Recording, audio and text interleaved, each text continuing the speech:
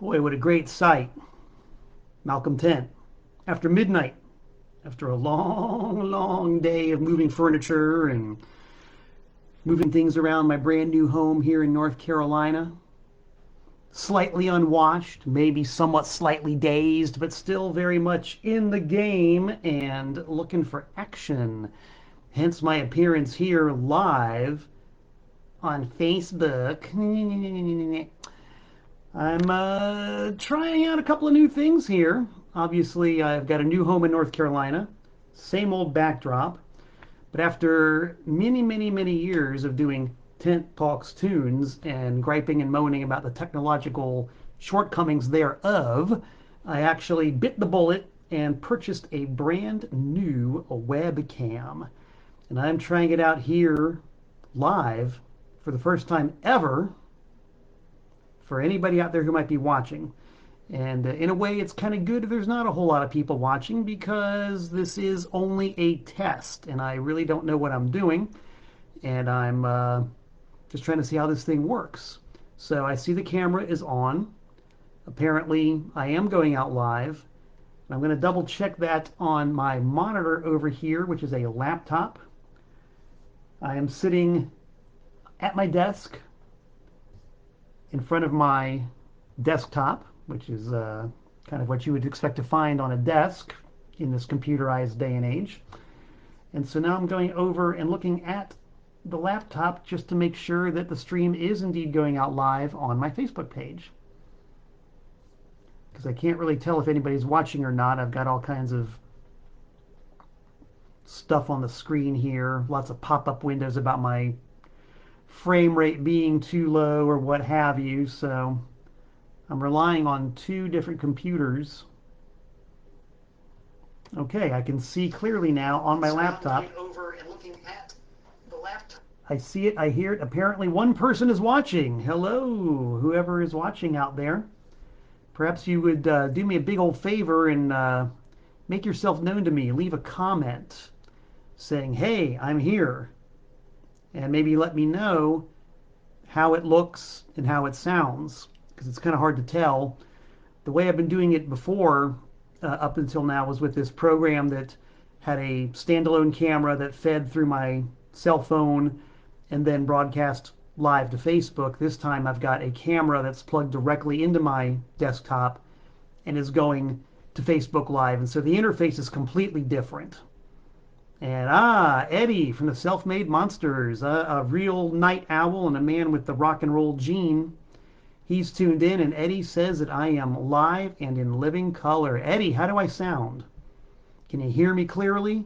Supposedly I'm coming through in living stereo in addition to living color. Very exciting possibilities being unveiled here. What I'm going to do is I'm going to go to my website, malcolmtent.net, and I'm going to read something off the website, because what I'm going to do tomorrow, Wednesday, 7 p.m. Eastern Standard Time here on Facebook, is present my long-awaited and much, much worked upon psychological profile of G.G. Allin. This thing has been years in the making. I have talked to many, many people about it, done hours and hours and hours of what Wikipedia would call independent research. But gosh darn it, I think I've got a pretty good presentation here that's going to connect a lot of dots concerning the mind of G.G. Allin and what made him tick. And I'm really looking forward to doing it. So the way I'm going to do it is using this new camera of mine, which hopefully looks good and sounds good. And hey, check it out. We got Harry. Harry the cat making his first appearance as a North Carolina resident. Hey, little guy. Say hello to my pals Eddie and Moose. Moose Roberts says that I are a good ern. How's Harry doing? Is Harry good? Can you hear that sound of that purr? Yeah, he's here. All right, so I've got a quorum of 2 people, 3 viewers, 2 of whom say that I look good and I sound good. Cool. So what I'm going to do tomorrow for my G.G. Allin psychological profile is something completely different from what I normally do on Tent Talks Tunes. When I do Tent Talks Tunes, I just wing it, I improvise. But for this thing, I actually have not exactly a script, but a very detailed outline of what I want to talk about. And in order for it to work, I have to be able to read from the screen and go live on the camera and make sure that I'm actually going out live by checking my monitor periodically. And hopefully be able to juggle all these balls without dropping any of them. So it's what I'm going to do. I'm going to put on my dollar store cheaters. They are now $1.50 cheaters. And I'm going to read a story from my website about when I went to see Brian Wilson, the great Brian Wilson of the Beach Boys, live at a venue called the Ridgefield Playhouse back on June 8th, 2011. I'm going to read it more or less verbatim, and we're going to see how it goes out live. And if this works, then my GG thing will work tomorrow as well. So here we go. Brian Wilson live at the Ridgefield Playhouse, June 8th, 2011, subtitled, More or Less 500 CEOs with Hawaiian shirts stretched over their paunches, shaking their flab to the moldy oldies, while Brian Wilson sleepwalks and mumbles his way through the first set. Might sound kind of harsh, but I call it the way I see it. So there I was at the Ridgefield Playhouse. Front row center. Brian Wilson right in front of me. Sitting next to me is a CEO of some unnamed company nursing a small plastic cup of white wine. This is his big night out. The first set is indeed all the moldy oldies, all the Beach Boys favorites that Brian Wilson is kind of forced to trot out. And this is the CEO's big night out. He sings along with all the songs completely out of key. He claps along completely out of tempo. He's about as excited as the CEO of some unnamed corporation can possibly be. He's dressed down for the event because this is a rock concert, you know. He's wearing khakis and a polo shirt. And he smells like shiz, to use the polite term. And I mean excrement. He smells horrible. There is something inside this CEO that's really rotten, and it's all coming out of him at the Ridgefield Playhouse, right there in front of Brian Wilson. He's probably the head of some big oil company, I'm going to guess, and he's driving me nuts. Kind of hard to enjoy the show under circumstances like that, if you know what I mean, Jelly Bean. Ugh. And indeed, sitting in front of us is Brian Wilson. He has the shape and the demeanor of a sack of potatoes. He's not even pretending to play the piano like he did on previous tours. He sits behind a piano for sure. It's plugged in, but the only time that he touches it is to plunk out a couple of notes between songs, kind of as a sound check.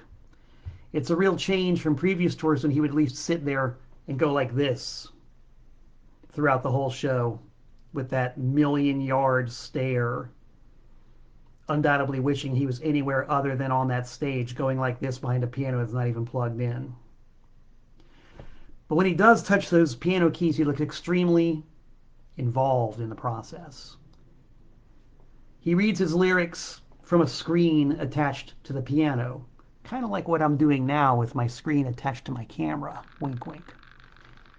He's very intent with it. He recites the between-song banter competently, reading it from the screen the entire time. The screen has cues for what hand motions he's supposed to use during the songs, in between the songs, and his hand gestures don't always match up with the words he's singing. And I always wonder what's going on through the poor guy's mind when he performs. You know, is he enjoying himself? Does he want to be on this stage? He looks frightened to death. Is he? And what would he be doing with himself if not this? And whatever that is, would he be better off doing that? These are all imponderables. But I digress. This goes on for 63 minutes. And the first set ends, and now it's time for intermission. I break away from Mr. Shiz-smeared oil company CEO long enough to actually give up my front row center spot and find a place in the room that's a little bit less smelly and a little bit less off tempo. and a little bit less atonal with the sing-songs.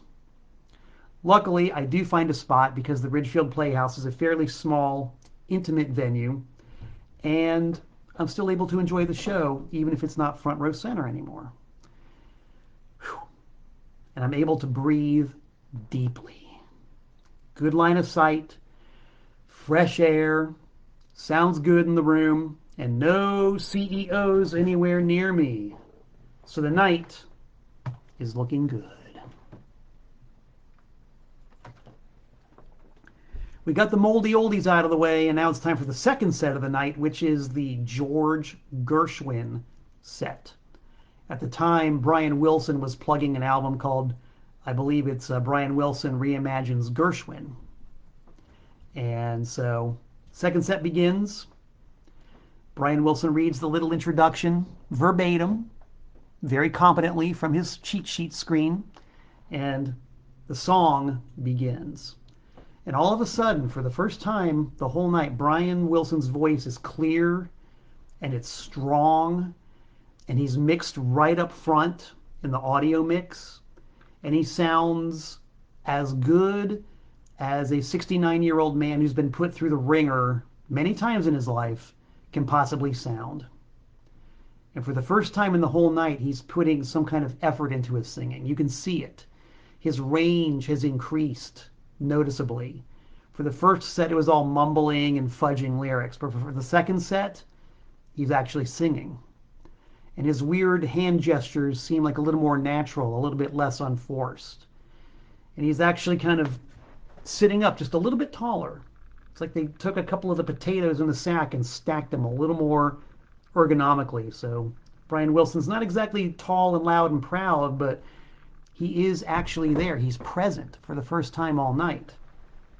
And his band, of course, the Wondermints, are flawless, as they always were. When those guys play, it sounds just like the record, only live. Their vocal harmonies are perfect. Several members of the group are multi-instrumentalists, so the sonic texture is always changing from one song to another. They're tight, but they're playful, and you can tell they're constantly throwing musical jabs at each other, like dropping in little notes or dropping in little beats and seeing how the other people respond. It's really kind of breathtaking to watch. These guys know their stuff. And the thing is, even with all this horseplay going on, it never interferes with the actual performance. They don't fluff it, they don't miss the notes, they don't drop the beats. They're just really like a bunch of people sparring together on stage, but not a single one of them is losing the fight. It's really a hell of a performance. I got to admit that I was envious watching them pull this off with the intricate harmonies and the complex arrangements and the jabbing and the sparring, seemingly with no effort whatsoever. The Wondermints, what hell of a band they were. And I might say that the arrangements, woo, you got to talk about the arrangements because they're all done by Brian Wilson. And it's like whatever Brian Wilson lacks on stage, and it is painfully lacking, especially when he's doing the moldy oldies, he still definitely has what it takes to create music in a studio setting where he can just do his thing and not be forced to perform. His versions of the Gershwin songs all have a very sort of Pet Sounds feel to them. He's using the same types of voicings and arrangements that he did back then, and his Gershwin album would have been a logical extension of the Pet Sounds album if it had been released in 1966. Kind of makes you wonder. And you look at the connections between an acknowledged classic composer like Gershwin and Brian Wilson. The key point to all this is like the painful, moldy oldies set that began the night notwithstanding, Brian Wilson can still write the good stuff, he can still arrange the good stuff, and his band can play it live on stage. Even the encores of Johnny Be Good and Help Me Rhonda have a little bit of sparkle to them. Although I can't help but notice that Brian, with much fanfare, stood up from the piano, strapped on a bass, and still very obviously wasn't actually playing it. The final analysis is the first set was ridiculous and the second set was sublime. And you wouldn't have thought, but George Gershwin now has a new fan because of what Brian Wilson did to his music and the way that he and his band played it on stage in front of a bunch of khaki wearing, polo shirt sporting CEOs in Ridgefield, Connecticut, with a few genuine music fans scattered amongst them. End of story. So I think it worked, guys. I think I just did it. I think I was able to read my screed from the screen, go out live, and not drop the ball. Can I have an amen? Can I have a thumbs up or a heart or a some kind of acknowledgement that the last 15 minutes went well? I think it went well over here. And if you guys give me some positive feedback and tell me that it went well, or if something was wrong and it didn't go well, let me know. Oh, I saw some thumbs rising slowly to the surface. Yep, I saw them. So cool. I'm going to assume that this is it, and this is the way I'm going to do it tomorrow. So if you guys are interested, and you know, tomorrow could be today, depending on when you're watching it, Wednesday, February 20th, 7 p.m., I present my long-awaited, hard-won psychological profile of G.G. Allen. And it's going to go out live just like this little thing did here. So be sure to tune in, check it out. Hope you dig it. And until we meet again, this is Malcolm Tent saying so long from the Tar Heel State.